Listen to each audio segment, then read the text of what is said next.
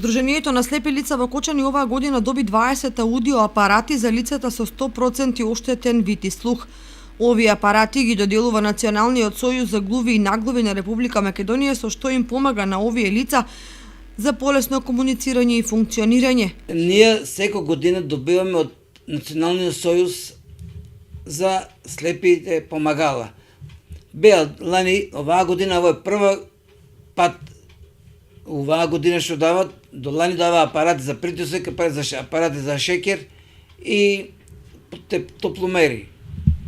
А оваа година некои новини исклучили и дојде во понеделникот председател на Националниот сојуз од Македонија и генерален секретар доделија викнаане, вика председателе, може да собереш 20 членови, сакаме ние лично да ги поделиме на членовите. Исто така, председателот информираше дека е донесен и усвоен планот за работа за 2019 година и истиот е усвоен од страна на Советот на општината. Ние активности на Сдруженијето се реализираат преку програма за работа и со програма за работа и усвоена од собранието.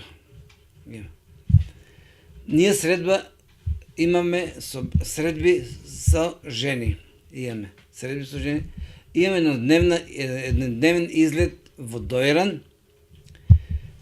Имаме и тематски работилници со Црвен крст, соработка и со другите здруженија на слепи од Македонија.